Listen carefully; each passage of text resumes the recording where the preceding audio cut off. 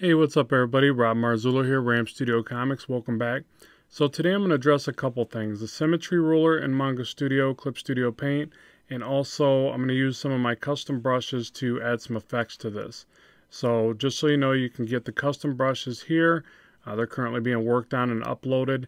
You can head over to my Gumroad. There'll be a link in the description box below, and you can get access to these brushes.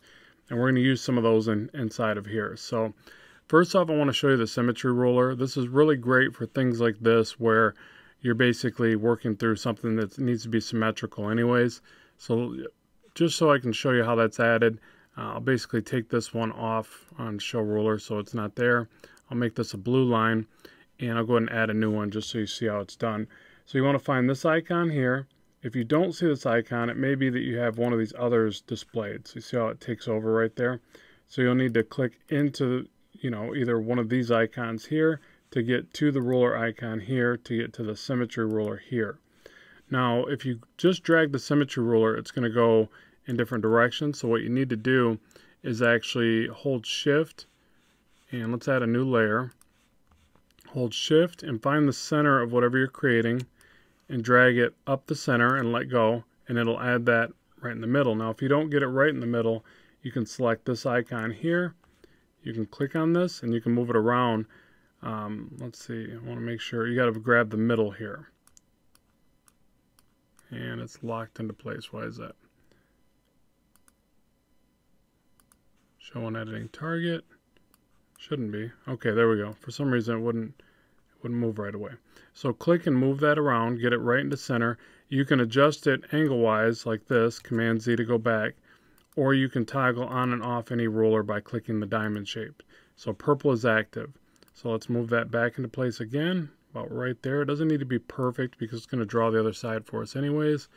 And let's go ahead, we can add a new layer, but notice how it disappears. You have to make sure that when you're on this layer, if you click here, it's got to say show on all layers. So now you can go to this other layer and you can start drawing away. That's just an option. You can really draw on that layer and then right click here and tell it not to show any longer, and it'll look like this here. Okay, so let's go ahead and draw the other side. And it probably helps to start from the middle out, but I'm better at pulling downward. Let me rotate the screen here. And this doesn't need to be perfect. We're going to paint it anyways, but perfect's nice if you can get there.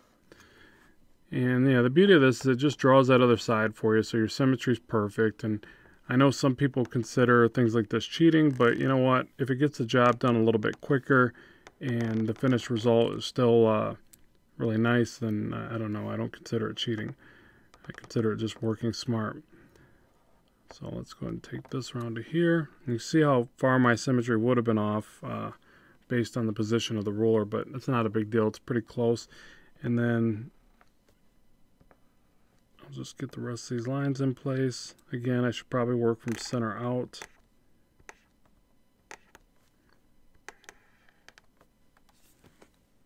And I'll hold R, rotate the screen again.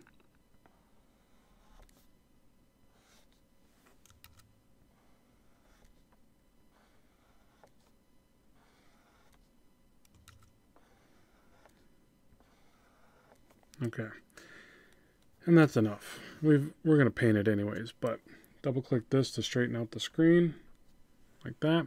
Okay, so now let's get rid of the other rulers and the other information. And it's not perfect, but it's there, and I can go back and keep refining it if I wanted to, but like I said, we're going to paint this anyways. So that's a quick demo on the Symmetry Ruler. Really powerful, works great for character designs as well.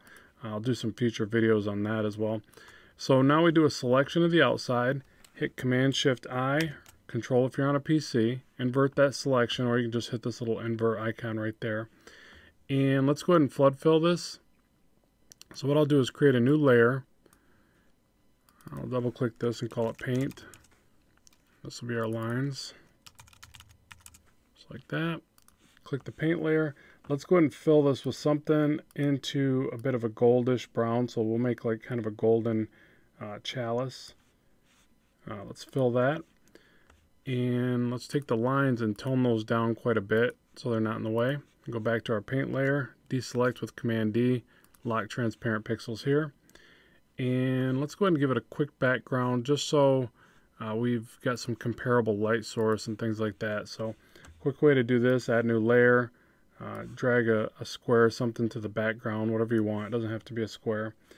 Let's fill it with a kind of a desaturated blue. Or you know what, we'll do more of a desaturated gray for this part. And then we'll move this up and we'll do a desaturated blue for up here. So let's fill this just like that. And let's go ahead and chop the sides just so they're cleaned up a bit.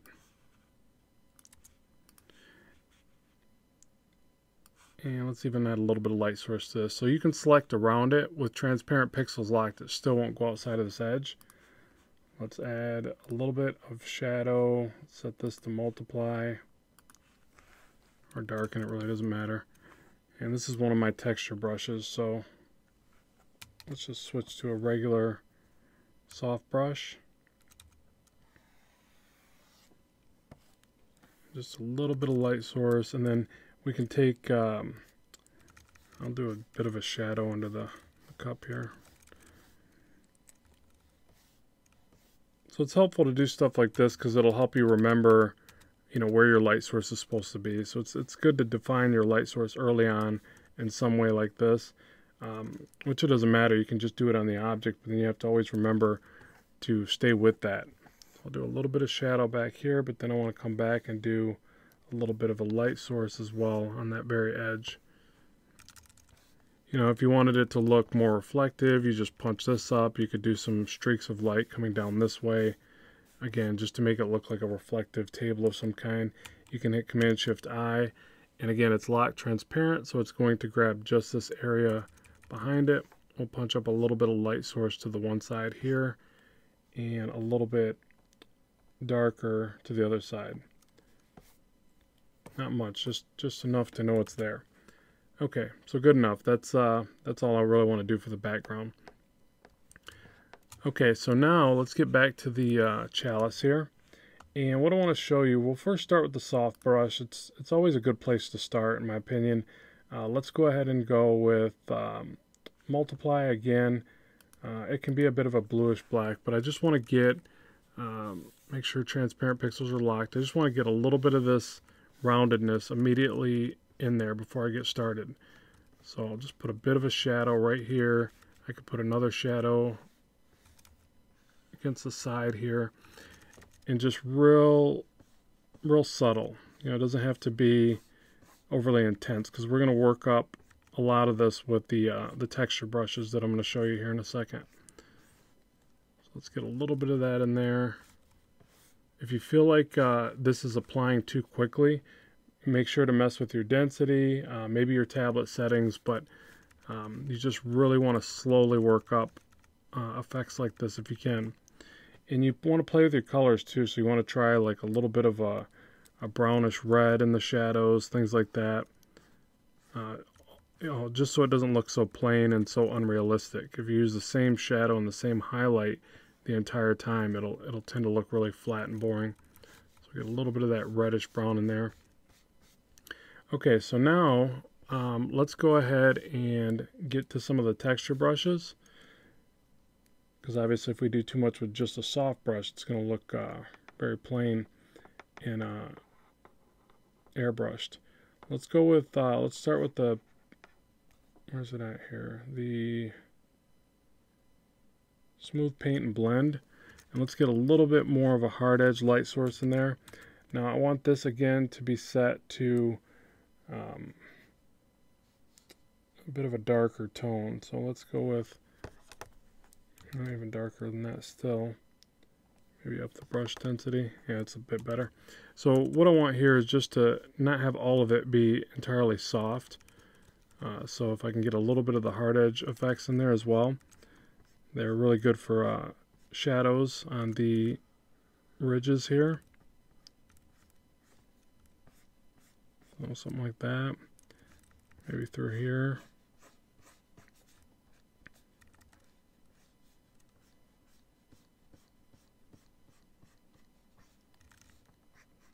So a lot of times getting this stuff right, to me anyways, is just a mix of these effects. So that's almost too much. Let's bump down the density. Even still, so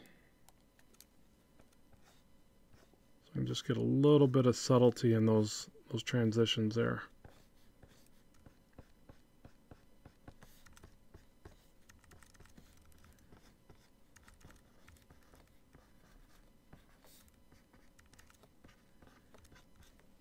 Okay, I can soften up the edge of this one a bit. Okay, so now let's take, let's see, let's add some of the stippling. So take the stipple brush here, and let's set it to multiply again. And I just want to add some grit to this so it's not so smooth and perfect. And this you could really kind of go crazy with and put all throughout. It's probably even a good idea to add stuff like this as early on as possible and then paint back with the other brushes, even the soft brush at the very end, because you know you're able to make sure that you got plenty of texture in there and then soften it up in areas that you don't want as much texture. But texture is really important to making something look realistic, so it's good to throw the stuff in there. Again, you can paint back and forth anytime, so let's say that's enough right there. We can also take this, and while we're here, we could set this to add glow and pick a little bit brighter light source, and we could get a little bit of that texture in on the edges as well, like this, and through the middle here where maybe there's a little bit of a brighter intensity of the light. So not too much of that, but just a little bit to where it's there. I'll probably cover up some of that because it almost looks like a little too much. You can also start to toggle off the line work and see how much it holds up on its own. Okay, so now let's take the metal scratches and let's go back to a dark, set to multiply already, and get a few like imperfections in that way with the scratches. So depending on how aged and you know tattered you want this to look, you just kind of brush those in. And keep in mind, I'm also scaling the brush up and down as I'm doing this. So I want some that are really small, and I'm pressing a little bit lighter to give, you know, some background texture. And then I want a few large ones that are more prominent. And then I could probably do those with even a darker tone, really. But so again, this is preference as far as how weathered you want this to look. And then also let's take and go to the metal dense brush, same thing, left to a dark, and let's press some of those in there pretty hard and pretty, you know, in your face kind of. So all this just kind of adds to the flavor and gives it a little bit more to work with, basically. So you know, as I think I've mentioned already with this brush pack, these aren't going to replace you painting. They're just going to help you kind of work into it, and more than anything, help you learn things as you're painting. So let's say that that's enough of the little weathered effect of those dings or dents or whatever. And let's go back to now the soft brush, and let's take it to, let's highlight a little bit more of a light source, more of a yellow, and let's go through the middle here with it and punch up a little bit more effect here. So we'll get some on the very edge.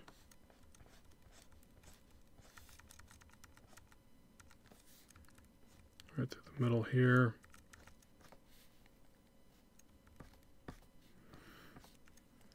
And you see it grabs little bits of that texture, so it starts to really grab some effect or whatever. And then the other thing is, any area where there's like a little edge, you can bring that out. You know, just turn the brush real small and kind of paint on the very edge, set to add glow, and just picture the way that, you know, light would react to this. And don't be afraid to study your reference, just so that you understand the way that these the light source works. So as I get a little bit more on this, I'll get the line work right out of the way now, because there's enough information for me to see what I'm doing. And let's just keep painting with this light source. And the really neat thing that you can do now with all the texture that's been put in there is you can kind of get in here, and with the same brush set real small, you can start to work up some of the detail of the texture.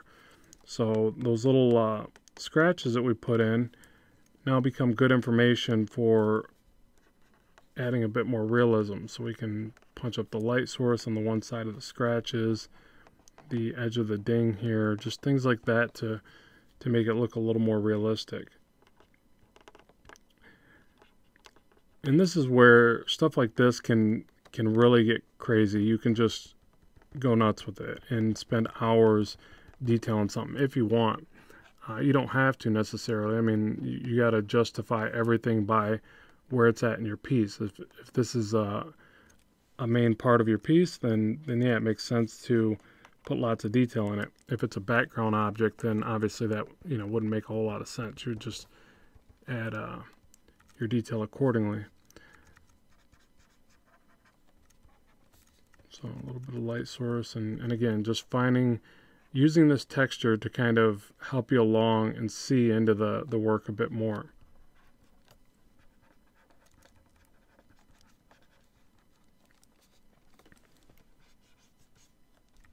So maybe a little light back here, and light bounces all over the place, so that's why I wanted to add that background as well, so I could see the way I'm applying this light source a little bit more clearly.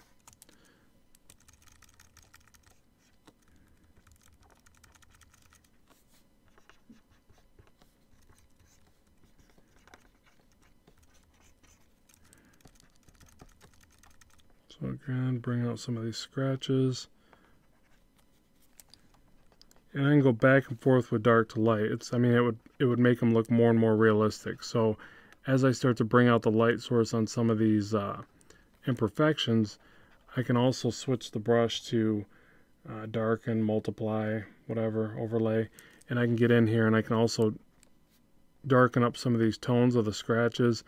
I can widen out parts of the indents, which would make them look even more realistic.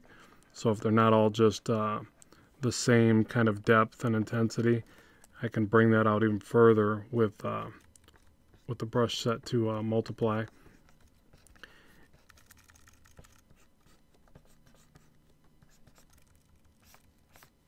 Shadow on this very bottom edge would probably make more sense, like that.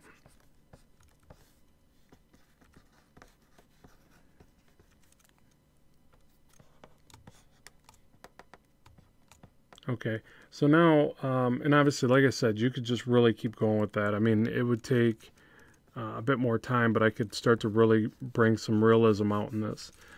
Now, another thing that would probably be a good idea is to put a little bit more, like I said, color with it. So let's set it to overlay. Let's put a little bit more of a reddish tone, reddish orange maybe. Let's see how this looks. It's a little too strong, but on the right, in the right direction, I think. So I could push back the density a little bit if I feel it's a little too much. But I just want a little bit more color shift. You got to figure it's a rounded object, light's bouncing off it. It's not all going to be the same color and same intensity as it rounds around and away from light and into shadow. So you got to get a little bit of that in there. Yeah, it's probably a little too saturated. I tend to always do that. So one of the things I do is I'll duplicate the work like this. Go to Edit, Tonal Correction, Hue Saturation, and I'll also play with effects where I bump down the saturation. And typically with less saturation, things will look a little bit more realistic. You can also do something that I like to do where you tone down the saturation like this, but then you set the brush to transparent, and you can erase with one layer over top of another. You can erase the top layer and expose the bottom layer in just some areas so that you can control where the saturation is. And that also works really well for blur effects. So if I get rid of that, I've got the previously saturated one, and then if I've got the one over top, I get a little bit more controlled application of the saturation, which sounds really silly. Okay, so there's our chalice, and like I said, you can really just keep going, but these brushes will help you to get those effects in. Now, something else I want to show you, I'll go ahead and merge these together, and something else is like this Power Tip glow brush. So this is a neat one, and this is a new addition to the set. And essentially, let's start with the background. So I'll duplicate the background like this. And let's say that I wanted a, I don't know what yellow is going to look like against that blue, but let's try it out. So I've got it set to multiply. Let's do add glow. And so this brush is good for like power effects. And I got a lot of requests for this set to do that kind of thing, like power and energy. So what this one does is it adds a little bit of texture to the edge of the power. Oh, and actually I needed to. So I guess what we can do is we'll make it look like the chalice is glowing a bit. Let's try that. So I guess as long as it's behind the chalice, it should work fine. Let's pick a little bit more orangish. I want the color to show through a little bit better.